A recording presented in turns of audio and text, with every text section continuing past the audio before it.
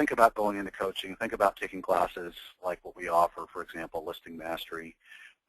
You're in the North Texas market in Forney, Texas.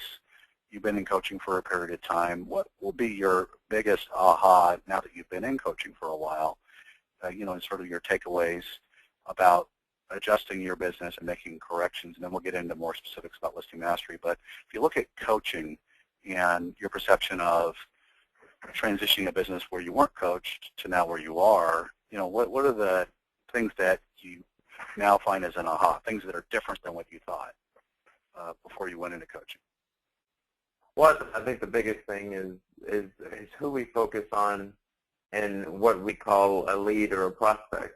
As a marketing director in my office for, I guess, 4 or 5 years now, it was an issue that we had, that every single lead that came through our website should be somebody you have an opportunity to close. Every single expired, canceled, or withdrawn that comes on the market, you should be able to somehow convert into somebody that you'd want to work with. And that's unfortunately not the case. But if you can spend your time, and what I've learned to do is to spend my time with the right people, the people that will actually be worth working with. I mean, there are some times where people will close, but it might be something that's going to cost you money because you spend so much time or you've got so much energy involved with that person that it would have been better to move to a smaller deal, maybe because that other one's a $400,000 deal. I may have in the past said, well, I'm going to spend all my time doing this, and rather than focus on the the two $200,000 ones that I've got. And that's changed a lot. I mean, I've focused on making sure I'm working with only the people that have a serious need, and motivation to move, and I've learned how to identify that. So if you look at your business and sort of the takeaway on that, so you're talking about focusing on the right clients instead of just taking whatever opportunities came in, and you mentioned, in your position with the Century 21 office up there, that it used to be a focus on leads come in, you try and handle any and all of them equally.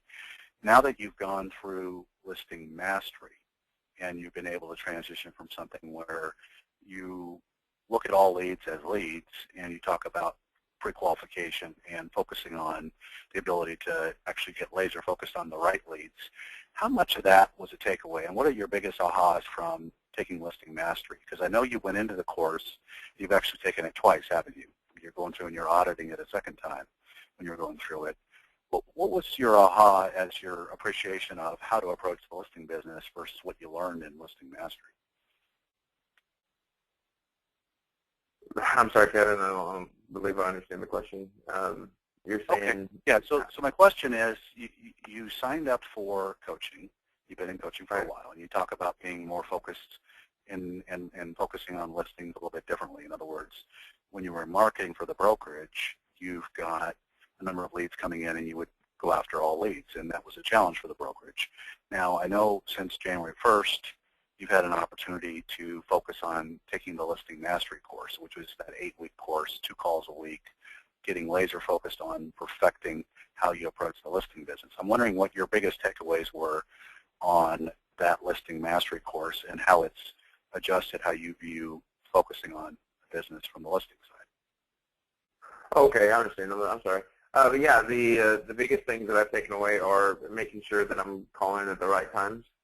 I'm spending my time with the right people, and I've got the right systems in place to be able to manage talking to those people. There are certain products that I swore by, and I realized that I was wasting a lot of time doing those things. As far as mailing postcards to expires, I thought I had to mail one to every single person that came on the market, that came off the market. And I've realized now that that's just total nonsense. And being able to figure out which listings to go after, which ones to let go, is a big, not only time saver, but a saver of my sanity too, because I thought that anybody who wanted to list their house and sell was a good prospect, was somebody that we should do and we should try to help, but I've learned that that's not the case either. Well, and as you know from Listing Mastery, because I know that you not only signed up for the course, but you're taking advantage of the fact that we allow people that are graduates of it to audit it again. I've heard you make the comment, and I think it would be good to have you repeat it, that this is a longer process. In other words, it's not a matter of just download a set of scripts or read something on a Facebook discussion page or thread with a bunch of comments, and off you go, and you can just completely master the listing side of the business. It takes a while, right? It's a journey. It's not like it happens overnight, and that's why we do 8 weeks worth of training. And I'm just wondering, is that also an aha for you, that this is not necessarily more complicated, but it's a process over time, and it's not something where you can just get a script and off you go? Yeah, absolutely, and it's funny that you bring that up because I was listening to a call the other day reviewing it from one of the mastery courses, and you were talking about the lady that had to move into a single story because most people would say, well, why do you want to move? And she'd say, well, I just need to get into a single story from a two-story.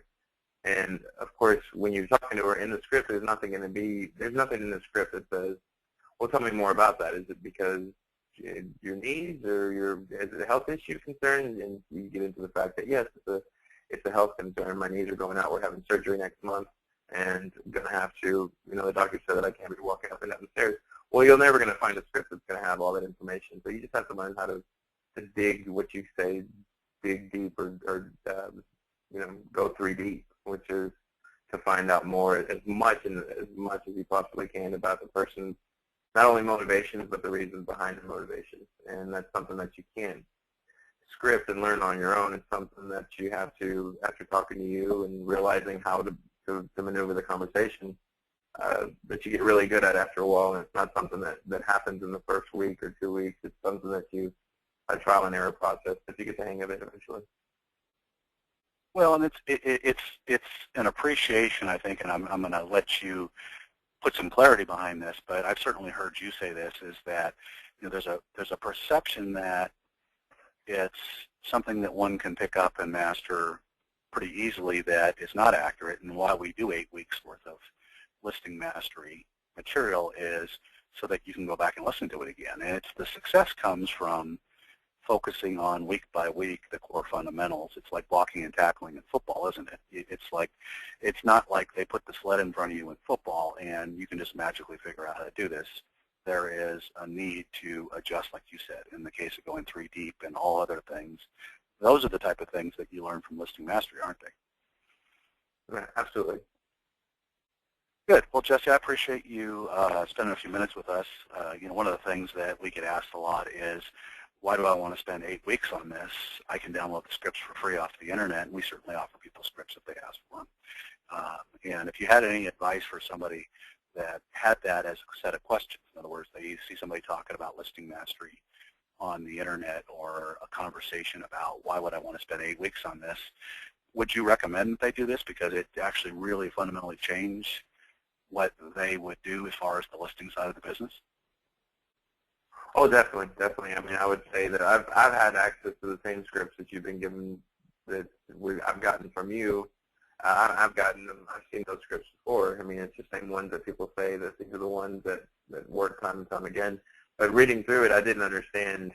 There's a lot that goes into those scripts aside from just being able to read it, memorize it, and ask those questions. You have to understand why you're asking those questions. And there's a lot of times where half the questions on there you're not going to even ask those questions, and the other half you will.